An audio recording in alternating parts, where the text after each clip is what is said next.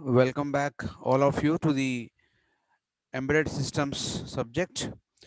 So, until the previous sessions, we have done with the basics of embedded system and architecture of 8051 microcontroller, and some of the concepts involved in 8051 microcontroller, such as input output ports, external memory devices, counters, timers, serial data, input output ports, and interrupt signals. And also, we are done with some part of 8051 programming, which contains data transfer, logical instructions, arithmetic operations, decimal arithmetic operations, jump instructions, call instructions, okay, push and pop instructions. All this we have done in the previous sessions. Now we have other part is going to be like applications part of the 8051 microcontroller, or for that matter, applications of the microcontrollers part. That means here where we normally going to use these microcontrollers. That means are when we normally going to use this microcontrollers, or how we normally going to use this microcontrollers. So all these parts are normally depends on the applications that we normally use in the practical applications. So here one of the application of 8051 is going to be interfacing with keyboards. Now here we normally see clearly the differences between a microprocessor and a microcontroller devices. What is the major difference between a microprocessor and microcontroller? Microprocessor is going to be a multi-purpose type of the processor, whereas microcontroller is normally preferred for specific purpose applications. That means microprocessor is general purpose, microcontroller is specific purpose. So as microprocessor is general purpose, we can connect so many devices to the microprocessor, whereas it is not possible for the microcontroller. So that means here using microcontroller, using microprocessor, if at all you wanted to interface or you want to connect any external peripheral to the microprocessor, you have to interface that by using the external interfacing devices. Say for example, you want to connect a keyboard to the microprocessor. Then you have to use 8279 as the interfacing device to connect a keyboard to the microprocessor. So you want to connect a timer to the microprocessor. Then you have to use 8253 as interfacing device to connect it to the microprocessor. So you want to connect, you say for example, you want to connect a serial port. Then you have to use 8251 as a timer, as a serial port device. So that means whatever that you wanted to take from the microprocessor using external peripherals or devices, you have to interface them separately. That means there is a separate chapter, important chapter in microprocessor based systems known as interfacing devices. So where you have to use external, that means for example, you have to interface some external memories to the microprocessor. Then you have to use 8255 as a programmer peripheral interface to connect external memory devices to the microprocessor. Where that means here, in order to use a microprocessor to connect to the external devices, you have to use so much of the efforts. You have to do so much of things in the microprocessor to connect the external devices. That itself, interfacing the external devices or peripherals to the microprocessor itself is going to be a very lengthy subject for us.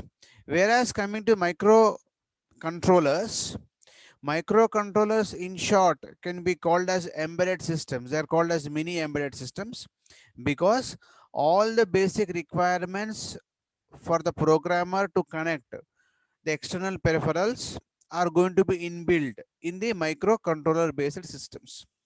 That means the the work we normally do for interfacing is going to be very much less if you use a microcontroller based systems.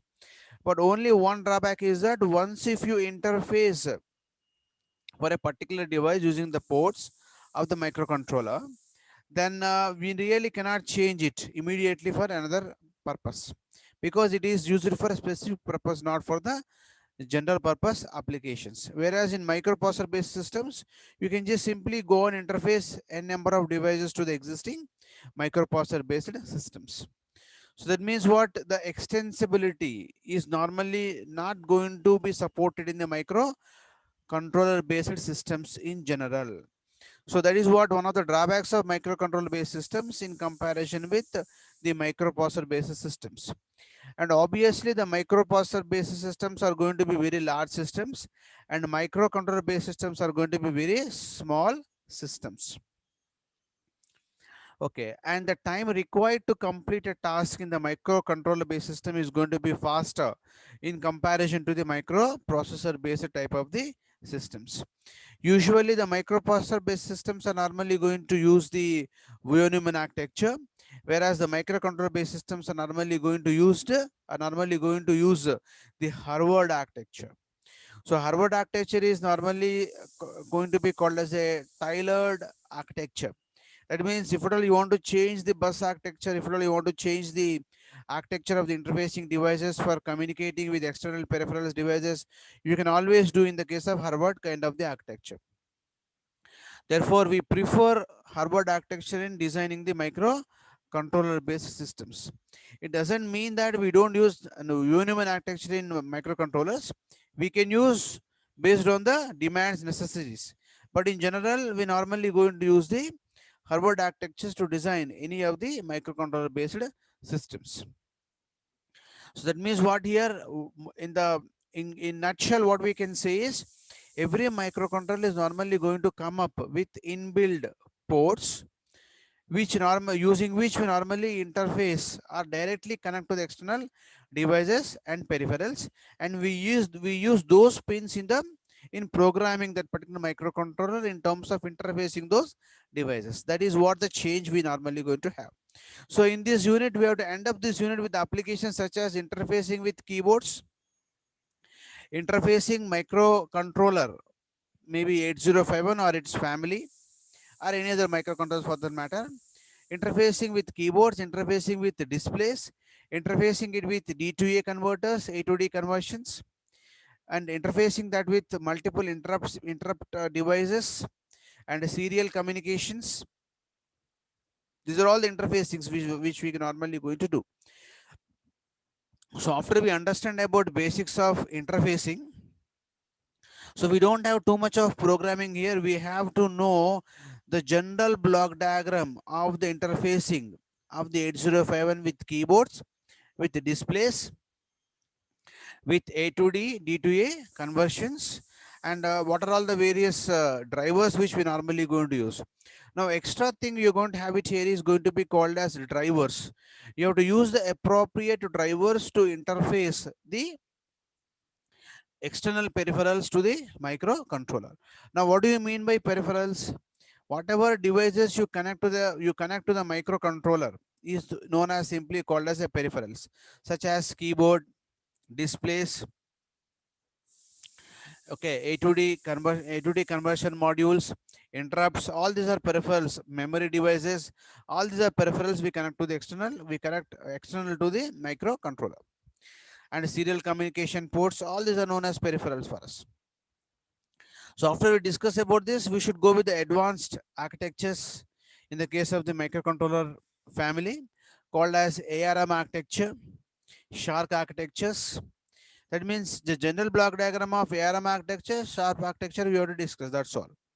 And the processors, advanced processors, memory organizations, and bus control protocols such as I2C bus and CAN bus. So here we have to simply draw the architecture of that. You should explain the operation of it, how they are normally going to function. That's all. We don't have programming part in that in depth, because programming is always going to be a very huge topic in this. So definitely we normally going to have theory part in this particular thing.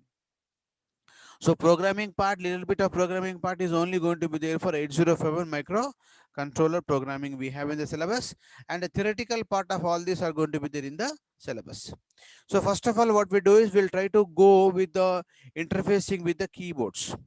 Okay, now how do we interface a keyboard or a keypad for that matter? Okay. Well, the microcontroller, we can interface the microcontroller to the keypad and to the display. And this keypad is normally going to be of matrix type of keypads. We'll be normally going to get this as 4 by 8 or 8 by 8 keypad we normally going to use. So here, say for example, on the keypad, we are going to press some key, and that key has to be displayed on the display unit, and it is going to be a 7 segment display. Whatever key we press, say for example, we are dealing with an application where whatever we press with using the keyboard or a keypad, that key has to be displayed on the display unit. Now, how we normally going to do that by using a microcontroller is nothing but we normally perform that particular activity by the process of interfacing. So by the process of interfacing, we normally going to interface or connect the keypad to the microcontroller and display to the microcontroller, such that whatever key we press on the keypad, that will be simply displayed onto the display unit. So this is nothing but display unit, and this is going to be keypad. So we can study independently, and later on we have to really do some little program on displaying the value on the display unit based on the keypad what we press. So let us see the basic interfacing diagram of this particular keypad to the microcontroller. So this is what the general interfacing diagram or something like circuit diagram or a block diagram of interfacing a keyboard. This is nothing but a matrix keyboard. Of this keyboard matrix is going to have how many rows you're going to have. See here, 1, 2, 3, and 4 rows. These 4 rows are simply interfaced with the 8 columns. That means it is going to be 4 by 8 keyboard or a keypad.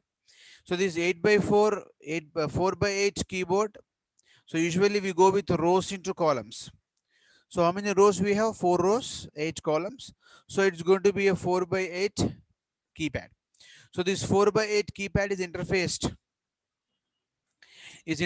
to the microcontroller known as 8051 here. Now if you see this interfacing diagram, now you can easily observe the differences between interfacing between a microcontroller and a microprocessor. If at all you want to perform the same task using the microprocessor, then what we'll be doing is, in between the matrix keyboard and the microprocessor, we are normally going to have 8279 as an interfacing IC, interfacing device, using which only we have to compulsory interface the 86, or for that matter any other microprocessor. Now coming to 8051, if you see, directly this 8051 is internally providing the various ports. It is providing port 0, port 1, port 2, and port 3. So using these different ports, we are normally directly interfacing the external peripherals to the microcontroller. That means once if we use these external pins, once if we use these pins from the various ports, and you write a program for all those pins, and if you burn that particular software in 8051 microcontroller, then that will become fixed. It becomes a specific to that particular application only. You cannot change it at a later stage of the 8051 microcontroller. You have to leave with it whatever it is there. That means the user really, once if it is using that particular application for that particular task, he really cannot change that application to something else. That means an application called as developed for washing machine cannot be changed to printer. An application designed for printer cannot be changed to the scanner application. That means similarly, an application designed for a keyboard cannot be changed to the some other application. In the case of the 8051 microcontroller, that is what the drawback which we can normally going to observe in the case of the 8051 microcontroller. But the greatest benefit is that these 8051 microcontroller is normally preferred for specific applications. Nowadays, we need so many automations need to be done in the various applications. Say for example, remote controller is a specific application. Say for example, cell phone is a specific application. Say for example, washing machine is a specific application. Printer, specific application. Scanner, specific application. Okay, so automatic digital camera is a specific application. Like this, we have numerous specific applications. So when you go to the automobile engineering, also we are going to have automatic braking system, specific application, automatic locking system, specific application. So like that, so many applications are nowadays coming up. For police people also, we are going to use specific applications. So all these specific applications are intended to perform only the given task or a specified task. That is enough for us. Say walkie-talkie is a specific application which uses by the police people. It's a specific application. That means all these specific applications are normally designed by using only microcontrollers, not by the microprocessors. Because microprocessors basic task is general purpose. Microcontrollers basic task is going to be specific purpose. So that means whenever we need to have a specific purpose automated devices to be designed and manufactured, we normally prefer the 805, we normally prefer the microcontrollers. So therefore microcontrollers can be produced in mass scale, and microcontroller based applications can be produced in mass scale.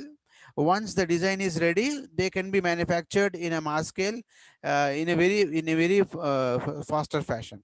So nowadays we are getting smart TVs. Smart TVs are coming up with so many types of smart TVs are coming up in the market nowadays, and huge number of smart TVs are coming up in the market. That means the manufacturing cost has simply came down because it involves VLSI technology. That means the TVs can be produced in a mass scale. Therefore, the cost of the TV has nowadays has come up drastically because of the VLSI technologies. So in that kind of situations, we normally going to use only the microcontrollers. Now it is based on the applications, based on the requirements, we use the appropriate microcontroller. That means the capacity of the microcontroller can be increased based on the requirement, based on the applications. So that is what the moral of the story, which we normally going to have in the micro processor based type of the systems. So here we normally going to use port 0 for output port, port 1 is for input port in general. So it all depends on the applications we normally going to have. If at all we wanted to use both of them as the input ports, we can use them. And port 2 is being used here as output port in this particular application. So here port 0, port 1 is used as input ports. We can as well connect, see port 1, every port, see here, the pins in the ports are going to be 8 pins. This is port 0.0 to port 0.7, port 1.0 to port 1.7. Similarly, port 2.0 to port 2.7. That means altogether every port is using the 8 pins. This is what we discussed in the previous sessions. So in 8051, every port is going to occupy 8 pins. There are 4 ports. Therefore, 32 pins have been reserved for the ports only. For the ports only. That means using these ports, the microcontroller is normally used to interact with external peripherals, external world, or interfacing to the external peripherals can be done directly by using these ports. In the case of 8086 microprocessor, or for that matter any microprocessor unit, it does not provide such ports explicitly. So compulsorily there are certain pins known as control pins provided in the microprocessor. Using those control words and control pins, we have to interface the external devices to the microprocessor. So that is a separate section in the case of microprocessor based systems. Whereas in the case of microcontroller based systems, it is not, it is going to be part and parcel of the controller itself.